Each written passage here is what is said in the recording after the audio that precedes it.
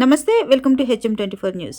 మేడ్చల్ నియోజకవర్గం అలియాబాద్ మున్సిపాలిటీ 8వ ward council అభ్యర్థి శిరీష శ్వేతారెడ్డి ప్రచారం నిర్వహించారు.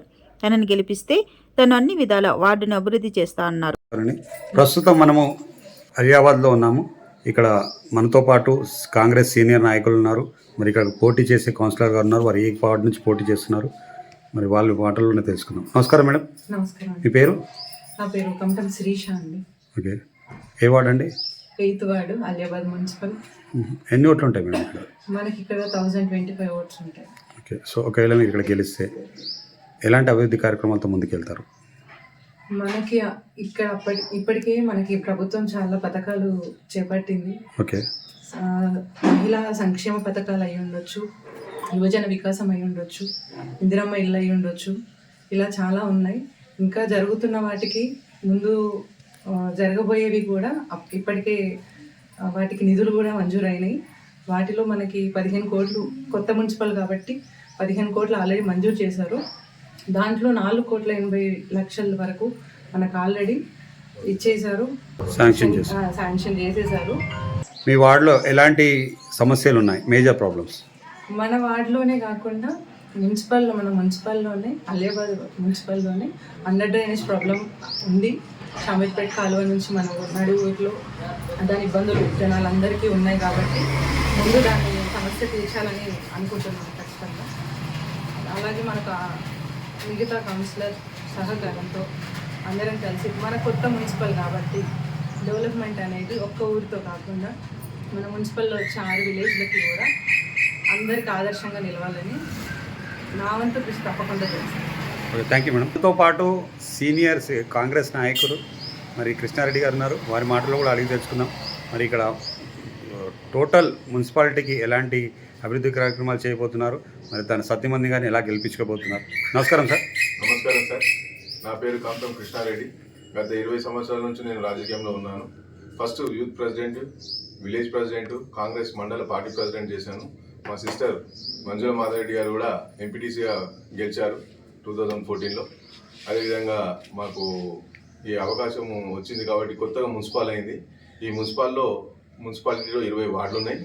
మేము పోటీ చేసేది 8వ వార్డు. మా వార్డులో 1025 ఓట్స్ ఉన్నాయి. ముఖ్యంగా ఇప్పుడు కాంగ్రెస్ గవర్నమెంట్ మంచి పథకాలు తెచ్చింది.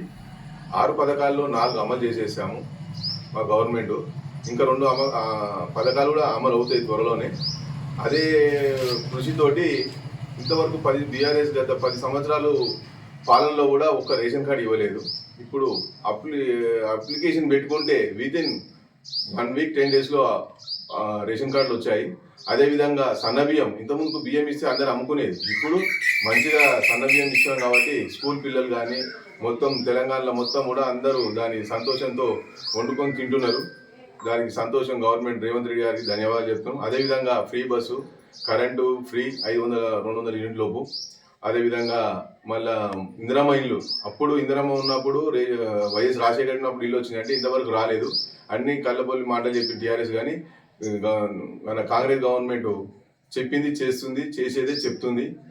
అందుకని మా ఊర్లో 40 ఇండ్లు శాంక్షన్ అయినాయి, అట్లా కడుతురు. మళ్ళీ మొన్న ఒక 15 వచ్చినాయి. ఇక్కడ అన్నది రేవంత్ రెడ్డి గారు ప్రతిదీ అమలు చేస్తున్నాడు.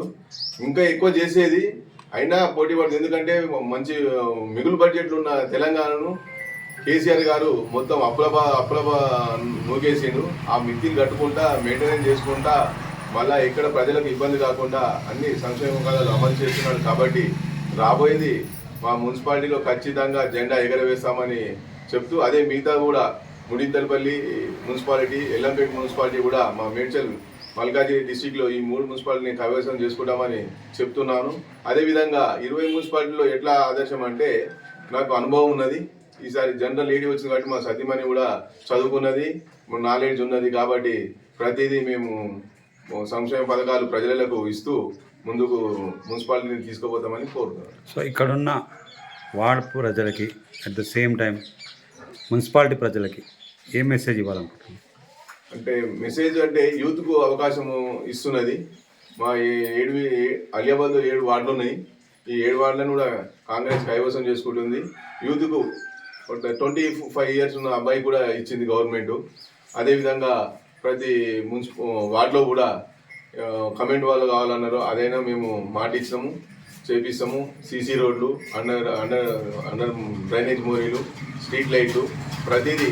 ఇప్పుడు 63 లక్షలతోటి మాకు లైబ్రరీ కూడా తొందరలో శంకుస్థాపన చేసుకోబోతున్నాం. మొన్న మున్సిపాలిటీకి 15 కోట్లు శాంక్షన్ చేశారు ప్రతి మున్సిపాలిటీకి. అది మేము మొన్న మా చీఫ్ మహేందర్ రెడ్డి గారు వచ్చి శంకుస్థాపన చేశారు. ఎలక్షన్ కూడా వచ్చిందని ఆగింది, లేకపోతే వర్క్ స్టార్ట్ అయిపోయేది. ఇప్పుడు కూడా మళ్ళీ ఇప్పుడు కూడా ఇంకా కాంగ్రెస్ గవర్నమెంట్ మాకు జెండా ఎగరేసి కూడా 25 కోట్లు కూడా డెవలప్మెంట్కి ఇస్తా అంటున్నారు. ఎందుకంటే మేడ్చల్ మల్కాజ్గిరిలో ఈ 3 మున్సిపాలిటీలో ఉన్నాయి కాబట్టి, అది సిటీకి దగ్గర సమీపంలో ఉంది కాబట్టి మంచి డెవలప్మెంట్ చేస్తా అని మాకు హామీ ఇచ్చినారు. అదే మేము ప్రజలకు తీసుకెళ్తున్నాం. ఓకే. సో అంటే ప్రధానమైన సమస్యలు ఏముంది? ప్రధానమైన సమస్య అంటే అదే మా చామర్పేట పెద్ద చెరువు కాలువ విలేజ్ మధ్యలోకి వెళ్తున్నది. అది దానివల్ల దోమలు విపరీతంగా ఉన్నాయి. అండర్ డ్రైనేజ్ వల్ల చాలా మంది ప్రజలు ఇబ్బంది పడుతున్నారు కాబట్టి అది మెయిన్ సమస్య. దానికి మొన్న 4.8 అంటే 4,80,00,000 పెట్టి శాంక్షన్ చేసినారు కాబట్టి మెయిన్ సమస్య తీరినట్టే. తర్వాత మీదది కూడా అన్ని ఎస్టిమేషన్ వేసారు, అంత శాంక్షన్ అయినాయి.